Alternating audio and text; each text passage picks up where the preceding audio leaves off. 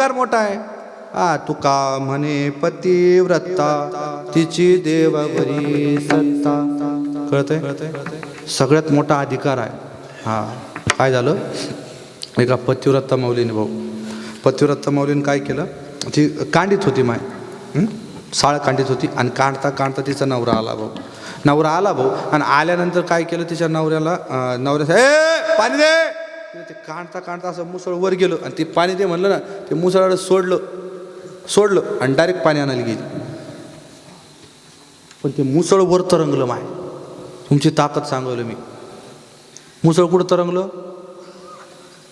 तुका म्हणे पतिव्रता. मुसळ वर तरंगलं भाऊ, वर तरंगलं.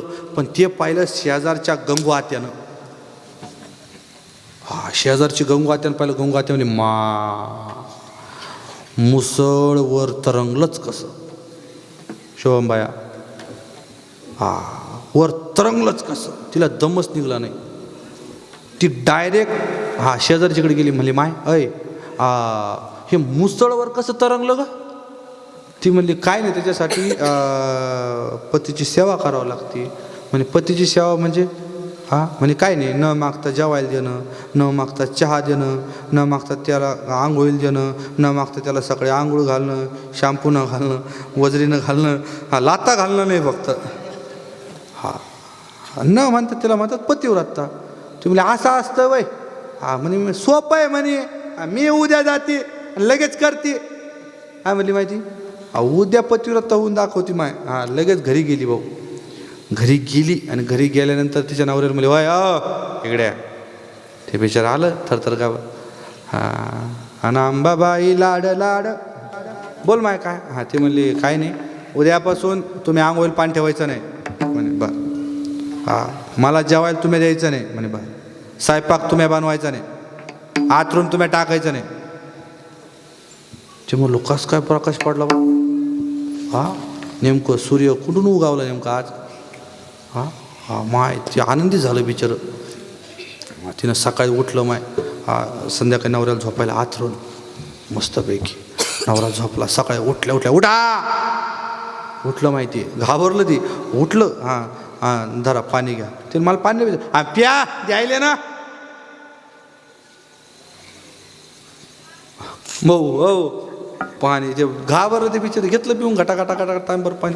तेवढं झालं. आंघोळीला पाणी दिलं. ते म्हणे आंघोळीला पाणी. ते आंघोळीला बसलं. तिनं तांब्या घेतला आणि ओतलं. कडक होतं ते पाणी. असं हारडलं भाऊ ते. गाच मारना, आंघोळ घालायला ते घालायला तू आडायला.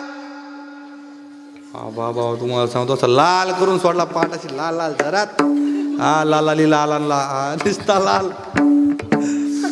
पाहू, निस्ता लाल करून सोडला. पाली भाऊ तुम्हाला घातली का आंघोळ का अशी काही ना?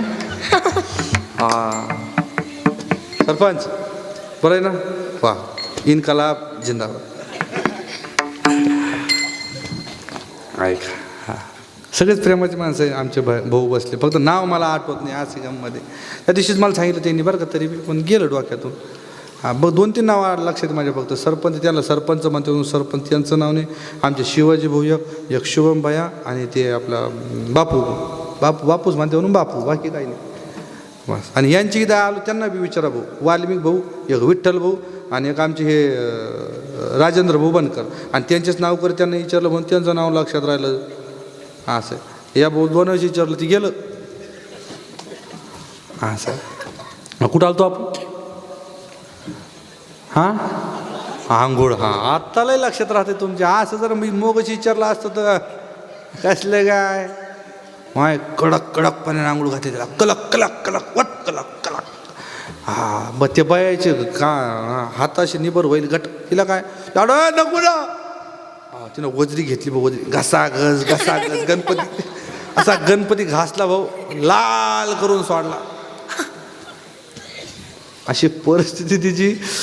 त्याला पुन्हा शॅम्पू, पंडोभाऊ बहिणी, शॅम्पू, हमाम, संतूर, लाईक बॉय, हा चोळा, असा ढवळा केला डायरेक्ट. दाढी मुझ गायबच.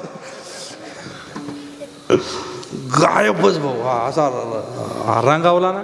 आणि मग ती म्हणे आता एक काम करा. म्हणे काय? जेवायला बसा.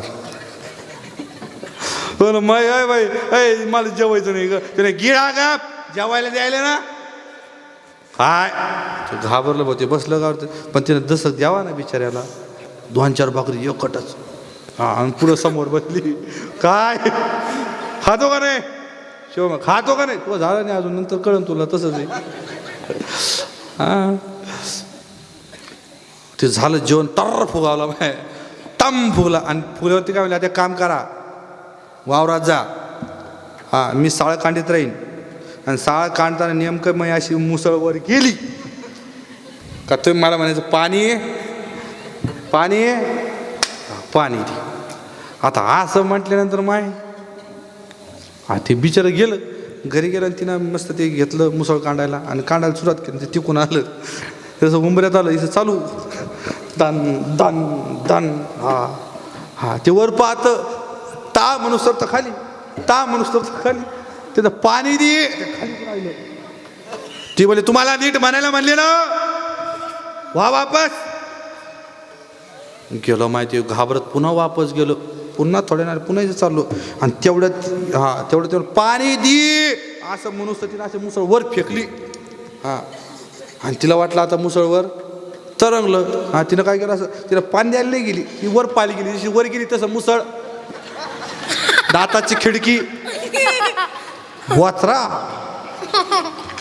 हा असली गंमत आहे मग. असं आहे असं परिस्थिती अवघड आहे.